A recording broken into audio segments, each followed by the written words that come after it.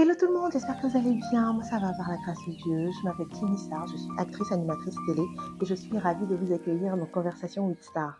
C'est un moment d'échange entre toi et moi, Kimi Star, et entre toi, moi et des invités que je vais recevoir prochainement.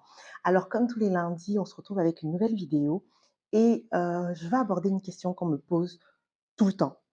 La question c'est, Kimi, comment est-ce que tu as décroché ton premier rôle au cinéma?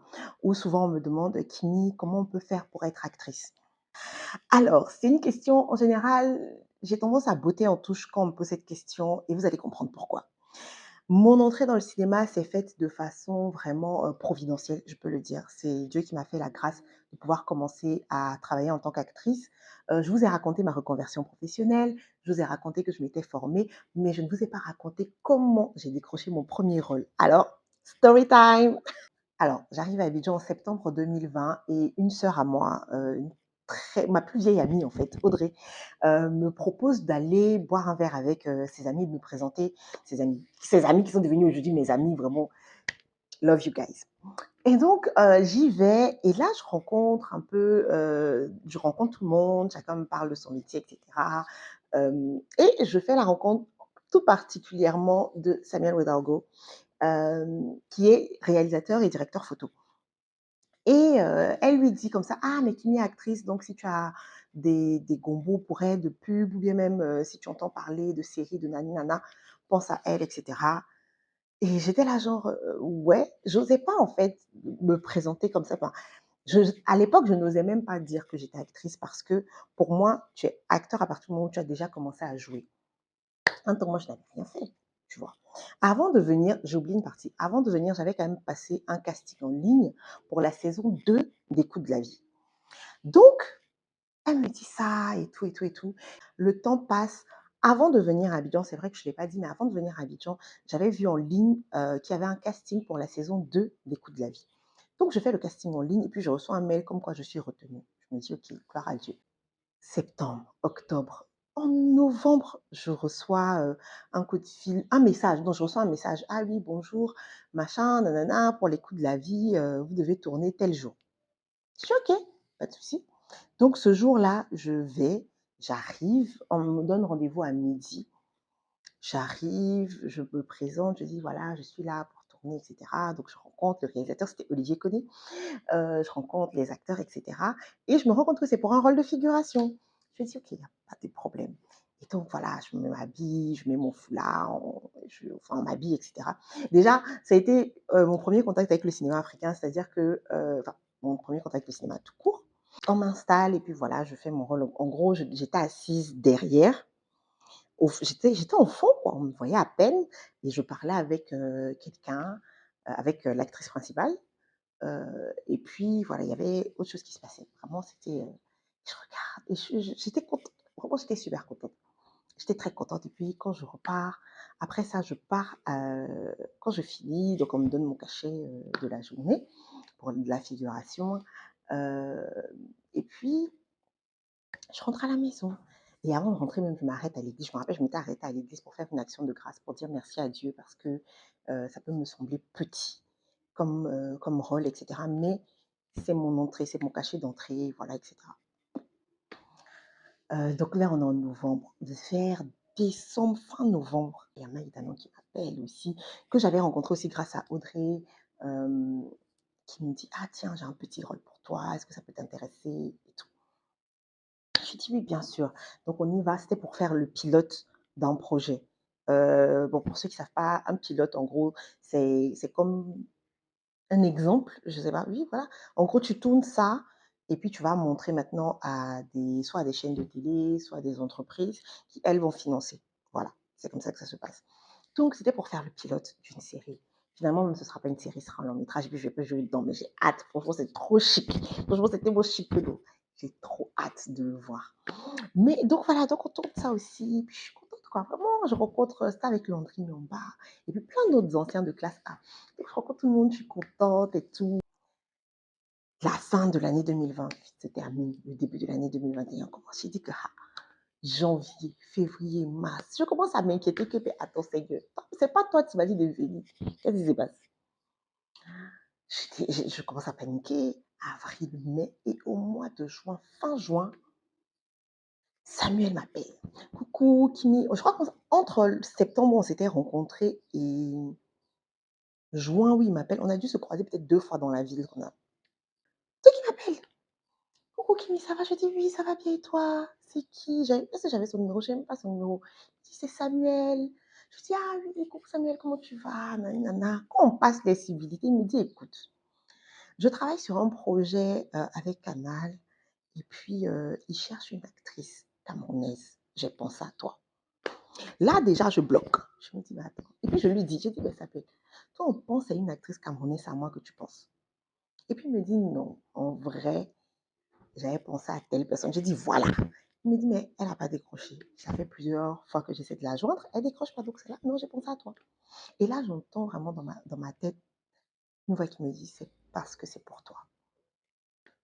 Donc là, je suis en même temps, en fait, là, directement, une sérénité me prend et puis je me dis: «OK, d'accord, tu as disposé les temps et les circonstances». Mind you, ce que je vais apprendre après, c'est que le projet en question, qui est Le futur est à nous, la série Le futur est à nous, était en écriture depuis genre 2018-2019. Il y avait déjà eu un casting en 2019 et donc tous les rôles principaux, en tout cas, étaient pourvus. Donc normalement, il y avait déjà quelqu'un qui devait jouer Iman Conan. Sauf que 2020, Covid, etc., donc le projet est reporté. Et quand en 2021, ils reprennent le projet pour des raisons, voilà, pour des raisons artistiques, etc., finalement, ils décident de refaire un casting. Et c'est comme ça que le rôle d'Iman Conan se retrouve à être pourvu à nouveau. Sauf que entre 2019 et 2021, qu'est-ce qui s'est passé? Ben, il y a eu tout ce que je vous ai raconté, la reconversion professionnelle, etc. Dieu sait faire, hein. Mais ça, en juin 2021, quand on m'appelle, moi, je ne sais pas tout ça. Je l'ai su même en 2022, je crois. Je crois que c'est en 2022, juste avant la sortie du film, mais quand la série est sortie, que j'ai eu la backstory. Mais bref. Donc, juin 2021, donc Samuel m'appelle, etc. Il me donne mon contact à la production. La dame de la production m'appelle. Je me rappelle, j'étais allée couper mes cheveux. Dès qu'elle m'appelle, je suis au salon. On vient juste de couper mes cheveux. Et puis, elle me dit, donc on parle, elle me dit: «Oui, voilà, on cherche une Camerounaise, et cetera, machin, machin, machin». Et puis elle me dit: «Mais vous êtes sûre que vous êtes Camerounaise parce que vous n'avez pas l'accent?» Parce qu'effectivement, dépendamment d'avec qui je parle, en fait, mon accent sort ou pas. C'est-à-dire que quand je parle avec mes Camers ou bien quand je me souviens de quelque chose qui a trait au Cameroun, mon accent sort naturellement. Mais si je parle avec des Ivoiriens, ben, c'est mon accent ivoirien qui va prédominer et ainsi de suite. Donc je lui dis que non, mais ne t'inquiète pas, l'accent est là, c'est parce que je parle avec toi. Elle dit que, ah ah, maintenant je te crois. Je lui dis que ne t'inquiète pas. Elle me dit, ok, je vais vous envoyer 2 scènes, vous allez jouer, vous filmer, vous nous les envoyez. Je dis, il n'y a pas de souci. Donc elle me les envoie. Euh, je crois 2, 3 jours après, je me pose et puis je commence à enregistrer. Et j'ai dû passer 3 heures à faire les 2 scènes-là. C'était des scènes de même pas 10 minutes, hein. Vraiment, j'ai dû passer 3 heures. Je dis: «Mais aïe, qu'est-ce qui se passe?» J'aimais pas, je filme, j'efface, je filme, je dis que non, je recommence, je filme, je regarde, je recommence. Et le lendemain matin, ça m'a duré 3 heures, hein, vraiment, genre peut-être de 21 heures à minuit. Et le lendemain, j'envoie à ma sœur, parce qu'on n'était pas ensemble, j'avais voyagé à ce moment-là. Donc j'envoie à ma sœur, et puis ma sœur me dit: «Mais c'est bien, j'aime bien». Je lui dis: «Non, j'aime pas, j'arrive pas. Je pense que je vais pas postuler finalement. Est-ce que je suis à la hauteur? C'est quand même un projet pour Canal, nanana.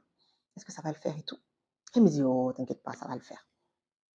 Je dis «OK, il y a pas de problème». Je dis que envoie. Donc j'envoie ça comme ça. Et puis j'étais en vacances, donc je passe mes vacances se déroulent bien. Et puis genre vers la fin de mon séjour, donc peut-être 2 semaines après, avoir envoyé la vidéo, donc la production me contacte pour me dire que, je suis bien avancée dans le casting et que, on a besoin d'un dernier rendez-vous, genre on va se voir en vrai, mais que normalement ça devrait être bon. Je me dis: «Attends, attends, attends, le vrai, vrai, c'est pour mon rôle». Je me dis: «OK, le vrai, vrai, c'est mon rôle».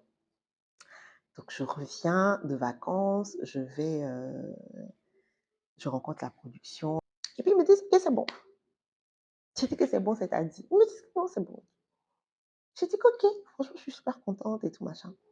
Donc c'est comme ça qu'on part et on a fait des répétitions de lecture. Pendant les répétitions on a fait des répétitions avant de commencer à tourner. Donc pendant les répétitions, je rencontre Halima et le feeling passe direct avec Halima et bref, nous tous, on se rencontre et vraiment le feeling passe direct. Genre, on sent il y a une bonne ambiance en fait. Il y a une bonne ambiance, on rigole et cetera. D'ailleurs, on rigole tellement que, des fois, on est obligé de nous rappeler à l'autre parce que, bah, on est là aussi pour bosser, tu vois? Mais et donc c'est comme ça que, voilà, on commence à tourner en septembre 2021. Donc j'arrive à Abidjan en septembre 2020 et c'est en septembre 2021 que je commence à tourner la série Le futur est à nous et elle sort en septembre 2022. Vous comprenez pourquoi j'ai commencé ma chaîne YouTube en septembre? Le mois de septembre, en plus d'être mon mois d'anniversaire, hem, c'est un mois que j'aime bien. Voilà, disons que c'est un mois que j'aime bien, qui marque de nouveaux départs dans ma vie, on va dire ça comme ça. Suite à cette story time, vous pouvez comprendre que dans mon cas, vraiment, c'est la grâce de Dieu qui m'a porté puis qui m'a déposé dans le cinéma, littéralement. Donc quand on me pose la question: «Kimi, comment est-ce que tu as fait pour être actrice?» Je réponds souvent: «C'est la grâce de Dieu» et les gens pensent que c'est de la fausse humilité, mais pas du tout, c'est la vérité. C'est ma vérité. Et quand on me dit: «Quel conseil tu peux donner à un acteur ou une actrice?» Souvent, je ne sais pas quoi répondre et je dis juste: «Faut t'assurer que c'est la volonté de Dieu pour toi». Parce que si c'est la volonté de Dieu pour toi, il va ouvrir les portes. Et je parle comme ça parce que c'est mon témoignage, c'est mon expérience. Maintenant, ça va faire 3 ans, oui, ça va faire 3 ans maintenant que j'exerce dans ce métier. J'ai tourné dans d'autres projets aussi. En dehors du Futur est à nous, j'ai fait la saison 3 des Coups de la vie. J'ai tourné 2 projets pour TV5. Donc je peux aussi dire maintenant je peux donner des conseils, on va dire, plus pratiques. Mes conseils pour toute personne qui veut se lancer dans le cinéma, la première chose, c'est de se former. Il y a des formations, long cycle, voilà, dans des écoles spécialisées, dans des écoles d'art. Il y a aussi des masterclass qui sont proposées. Vraiment, moi, je suis team masterclass. Voilà. Donc, en tout cas, premier conseil, c'est se former. Le deuxième conseil, bah, il n'y a pas de secret, il faut passer des castings. Il faut passer des castings. Il faut vraiment surveiller tous les réalisateurs de films, de séries qui, sur les réseaux, il faut vraiment, voilà, il faut les follow. Comment tu sais qui est réalisateur de série? Quand tu regardes la télé à la fin, dans le générique, là, on met le nom du réalisateur, on met le nom du producteur, on met le nom de tout le monde. Générique, vous n'aimez pas lire, il faut apprendre à lire. Et donc, quand il y a des castings en général, ils les postent sur les réseaux sociaux. Tu peux faire aussi des candidatures spontanées, hein, ça veut dire faire une vidéo de présentation, tu te présentes, tu parles de toi, etc. Et puis tu l'envoies par mail ou en DM à des maisons de production, on ne sait jamais, ça peut marcher. Je me dis que si les candidatures spontanées marchent pour les jobs corporate, il n'y a pas de raison que ça ne fonctionne pas des pour du cinéma, genre. Donc, 1, formation, 2, casting, 3, les réseaux sociaux. Il y a beaucoup, beaucoup, beaucoup d'acteurs, qui ont fait la transition réseaux sociaux, cinéma. Hem, Pourquoi? Parce qu'ils sont bankable, ou en tout cas parce qu'on leur accorde un crédit de bankable. C'est-à-dire que, c'est la même chose aux États-Unis, c'est la même chose partout. Hem, Quand tu es connu, on part du principe que ta fanbase va regarder la série, va regarder le film dans lequel tu vas tourner. Voilà. Si tu as déjà de la popularité sur les réseaux sociaux et que tu as le beauty privilège aussi, ça aide bien sûr, ben, tu seras contacté normalement par des réalisateurs, etc. Ou bien toi-même fais la démarche de faire une candidature spontanée.